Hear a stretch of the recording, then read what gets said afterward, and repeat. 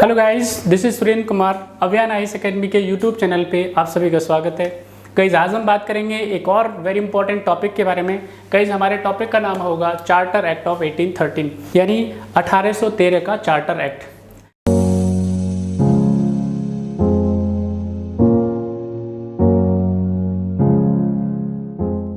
इस टॉपिक से हर बार एग्जाम में क्वेश्चन पूछे जाते हैं। इस बार भी सेम टू सेम ये चार्टर एक्ट ही उठा करके डाल दिया गया था यूपीएससी के एग्जामिनेशन में, राइट। पीसीएस एग्जाम में इसमें से क्वेश्चन पूछे ही जाते हैं। अगर आप यूजीसी नेट एग्जाम देते हो वहाँ पे भी आपसे क्वेश्चन पूछे जाते हैं। इसके अलावा जो भी आप एग्जाम देते हो अगर वो गवर्नमेंट सेक्टर से रिलेटेड है तो वहाँ पे इससे टॉपिक से क्वेश्चन पूछे जाते हैं। तो गाइज, बेसिकली चार्टर एक्ट का क्या कारण था, क्यों इसको लेकर के आया गया था और इसके क्या प्रावधान थे, राइट, और इसके क्या परिणाम हुए, सारी चीज़ों के बारे में गाइस हम इस वीडियो में बात करेंगे।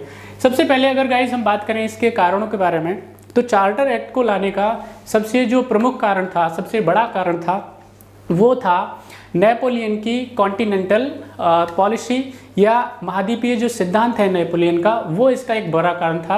अब ये बेसिकली महाद्वीपीय सिद्धांत था क्या, कॉन्टिनेंटल जो थ्योरी है नेपोलियन की क्या थी, इसमें गाइज जो भी यूरोप के कंट्री जो आपके नेपोलियन के ऊपर डिपेंडेंट थे या नेपोलियन की जो आर्थिक सहायता है उसके ऊपर निर्भर करते थे, उन सभी कंट्रियों को नेपोलियन ने क्या कर दिया, जो भी ब्रिटेन के साथ बिजनेस था उनका, जो भी उनका इंपोर्ट था या आयात था, उसको क्या कर दिया, बैन कर दिया, सो दैट कि जो ब्रिटेन है, ब्रिटेन की जो कमर है उसको तोड़ा जा सके, जो ब्रिटेन का व्यापार है उसको ख़त्म किया जा सके और ब्रिटेन को क्या किया जा सके, घुटनों पे लाया जा सके। इस वजह से क्या किया उसने, इस थ्योरी को लेकर के आया गया।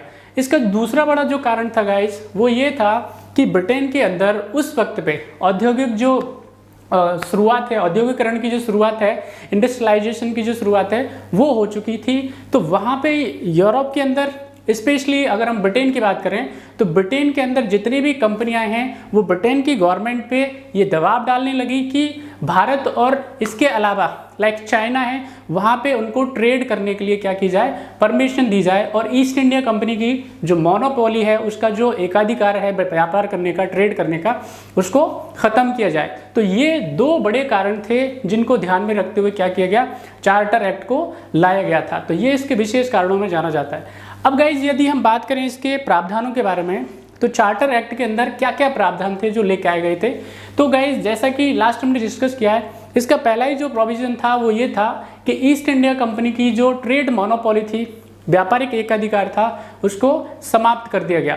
गाइज, यहाँ पे व्यापारिक एकाधिकार को तो समाप्त कर दिया गया था, ट्रेड मोनोपोली को तो खत्म कर दिया गया था, लेकिन चाइना के साथ में और जो टी के साथ ट्रेड था, यानी चीन के साथ व्यापार और चाय के साथ व्यापार में अभी भी क्या बना रहा, ईस्ट इंडिया कंपनी का ट्रेड मोनोपोली बना रहा।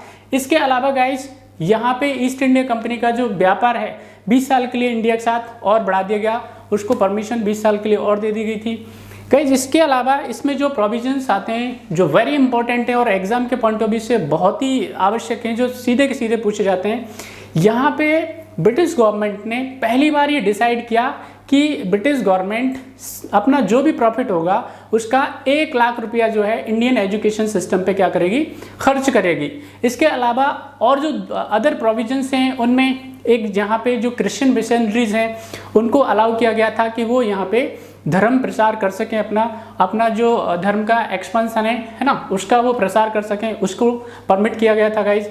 इसके अलावा अगर हम यहाँ पे बात करें तो एजुकेशन में बड़े रिफॉर्म्स, यहाँ पे एजुकेशन में एक जो आपसे पूछा जाता है वो है डाउनवॉल फिल्ट्रेशन थ्योरी ऑफ एजुकेशन, यानी जो लॉर्ड मैकाले जिसको इंट्रोड्यूस करता है, शिक्षा के अधोनिषेधन सिद्धांत की जो बात की जाती है वो यहाँ पे इसी चार्टर एक्ट के थ्रू यहाँ पे गाइस लाया गया था।